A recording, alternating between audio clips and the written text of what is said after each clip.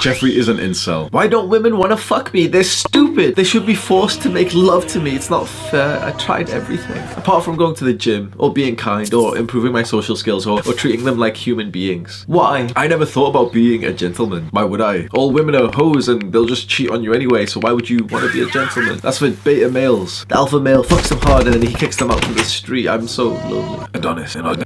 Adonis is the prime example of a gentleman. Chivalry isn't dead. They just haven't been on a date with Adonis. So let's take you through a date with Adonis. He picks you up at 6 o'clock. Literally, he picks you up from the floor. Up on the shoulders of giants, you see the world from new heights. Wow, it looks so peaceful from up here, you say to Adonis. He looks up and smiles. You blush at the eye contact. That's kind of autistic, so I'm gonna stop there. But if you want to see the full Adonis date cinematic experience, then let me know in the comments below. If you act in a cold-hearted, degenerate way like the red pill YouTubers will tell you to do, you're literally just filtering out the non-cold-hearted, degenerate women. So soon enough, you end up just having a self-fulfilling prophecy. Now, yeah, chivalry's dead, Hamza, chivalry's dead.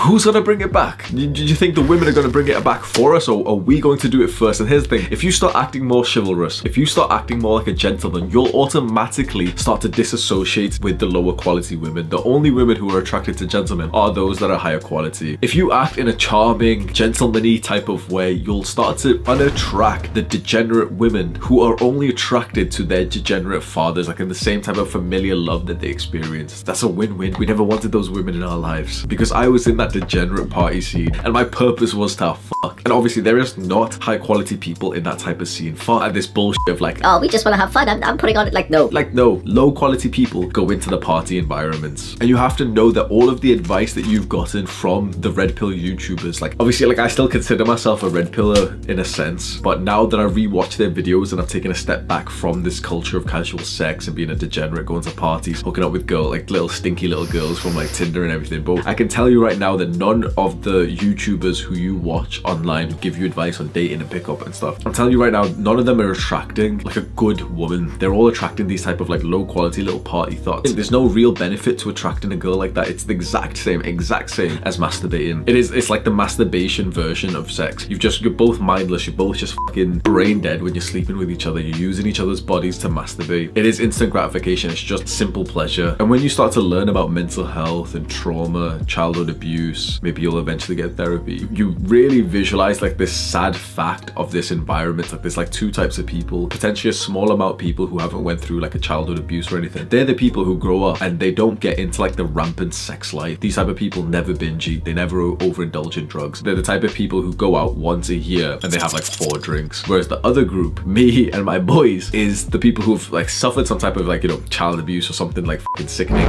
when they were young. And that shapes our adult relationships. Generally, we're attracted to love that's familiar. If, for example, you're acting in a way that's cold-hearted and it's distance, right? You won't reply to a message quickly. You'll make her wait and everything. The only girls who are attracted to that are the ones whose fathers did the same things to them. The ones whose fathers kept distance away from them. And you go down this pathway of not even respecting yourself. You still get like the hype, like, you know, the lads type of culture of like, oh, you f this girl, it's awesome. Your self-esteem lowers. You realize like you're not being like a sophisticated person. You're not being like a kind, good man. You're being a degenerate, and there's a big difference. Now, I went on to date one of the girls that I met in this like party degenerate lifestyle, and I ended up fully like falling in love with a girl who I met in this scene. And you know, whilst like we were almost like best friends in a sense, and it was really fun to be with her, our values were just so different, and I wouldn't have considered her to be like a high quality girl. But at the time, to be honest, I didn't even like know what high quality would have been, because all I was surrounded by was the same type of girl who just like took drugs and just went out at nighttime. Then the issue is that if you are aware of all this, like I was, you don't really respect or truly trust or love that person that you've just fallen for. So I'm somewhat like in a serious relationship with this girl. We go on to live with each other and we're together for like 2 years or so. And throughout all of it, she's spending a lot of money on me. Now, I thought like I was the fucking man for this, right? She's buying me loads of food. I was telling all the boys, like, she bought me Nando's, she bought me like Almost Famous. She'd be like, she's spending so much money, she's spending a student loan on me. And I felt powerful not reciprocating that. So I never did anything for her. I never really spent money on her. I was always like very cheap around her, never buy her anything, even though she'd be buying me loads of stuff. I was never there for her, like even when she was sick or anything. Like, and it leaves you in a state of shame when you look back at something like this. One of the things that I really remember was that every time she'd order food, you know, from like Deliveroo or Uber Eats, it'd be outside, you know, the guy calls like, hey, hello, it's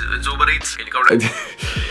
And we're both sat there in the apartments, and it was just, I would make her go. A little fucking, like I fucking cringe and I feel shameful for this. I would, like a grown ass fucking man with this girl. It's nighttime, someone's gonna go down for the food, you know, it should be both of us or it should just be the man, in my opinion, like, you know, to be a gentleman. And I just kind of like sit there. It was just a custom, like, yeah, she would go. I had the ego of like, Yeah, I'm the man and she's like, you know, she's serving me. But honestly, it was more like I was a little fucking degenerate little bitch who just didn't have the confidence to like kind of say like, yeah, obviously I'm supposed to be the one who goes down, like, oh, you come down with me and everything. Like I thought I was being alpha by making her go down. So I'd literally be sat there just on fucking Reddit for like 30 seconds, just like scrolling on Reddit or something, like a real weirdo. And I just messaged this girl, I asked her about this, like how did she feel? Here's her reply. So a while went past from this moment of, you know, like me being a fucking douchebag and just be sat there while she was going down at night time. And I started improving my mental health, and I started to see more of the value of acting like a gentleman and a leader. And so I still saw this same girl every now and then, and it just changed. It just seemed so completely normal. I know this is weird for me to just give this huge detailed explanation of like, oh yeah, who went down for the food, but I think it really does resemble my sort of progression into being more of like a gentleman. Because at first I felt like a douchebag, but eventually we started going down together. Like I started going down, but it'd be the thing of like, I'm gonna go down, but like you should come with me. And so she'd always like, she just seemed so happy to do that. Like it seemed to put her in like a very like feminine frame when she'd like little girl and she'd like walk with me and everything. It made me realize like, why was I avoiding this all this time? I thought that I was being like a big man by almost like forcing her to say like, no, I'm not going down, you, like I'm not doing it. But we'd go down together in the elevator, and obviously you're just kind of like playing around in the elevator, kissing each other and just like, you know, being silly. And it's like, that was like a bonding experience. And so I'm glad that I progressed like this. And if at this point you're feeling uncertain if like trying to be more of a gentleman is the right way, because everyone else is telling you, all these guys online, they're telling you that you should be more cold, that you should be heartless towards these girls because all girls are hoes. Just ask yourself, what would Adonis do? Is Adonis gonna be saying like, oh, women are hoes or something? Or is Adonis a gentleman? Of course he is. Of course he's a gentleman. And when I think back to the majority of girls that I've been with who have been in like that party degenerate lifestyle, and I think about the new sort of gentleman personality, I know that these girls wouldn't be attracted to me. I know that these girls wouldn't be into me. And I think that's a good thing, because if you act in a way that's similar to Adonis, you're acting in a way that a good quality father would have acted to his daughter, to the woman that you want. And so then you're gonna polarize, and you're only gonna attract a girl who's had that good quality father figure in her life. Like that's like the prime thing that we've wanted. We wanted a woman who has all those good green flags, and a really great green flag is that she has a fantastic relationship with her father, who is like a very good man. If she's had that great relationship with a good man of a father, she's gonna be attracted to a man who's similar to him. So how do you actually be a gentleman? To me, it comes from like the black and white videos of like men and women dating, and of course like the man's wearing a suit and he like opens the car door and he like opens all the doors.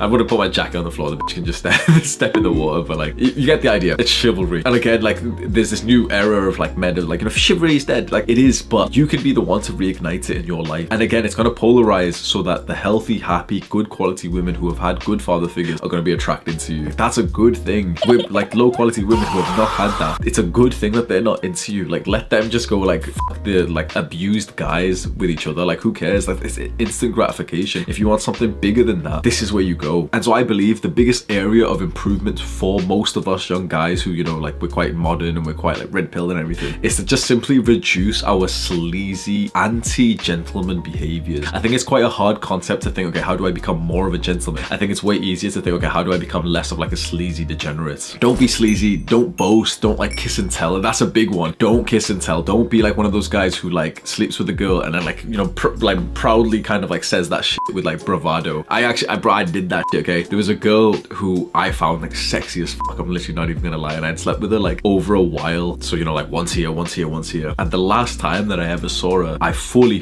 like just boasted that I was living with my friend, my roommate Levi. I slept with her, literally went into the room next door and just started like I don't even know what the fuck went on in my mind to think that this was like appropriate or something, but I went in like loudly boasting about it and everything. And of course she was disgusted by that attitude. She was literally like, and in fact I'll just ask her. Yeah, we'll have the video of her. After it happened, you went into Levi's room, obviously boasting and whatever. Not gonna lie, that gave me the ick massively, because I just think, well, you're more bothered about impressing your mate than impressing me. You felt like you had to impress him. It took me a long time to forgive you. Women aren't attracted to guys who boast about how much sex they have. Now, women are definitely attracted to like high value men who can attract a lot of women and who can have a lot of sex. But it's almost like if you're the guy who talks a lot about it, it shows that it's not so authentic. It shows that you're somewhat new to the game. It shows that you know, it's so special to you that you've got to like boast about it. And it seems to trigger some kind of like primal, innate thing inside of a woman. They fear getting judged. It's just how it is, right? They fear getting judged. They fear being seen as a slut. And if, for example, a woman knows that you talk talk, she's going to be less likely to sleep with you because it's like a dangerous investment. Do more sophisticated activities. I can't believe for so long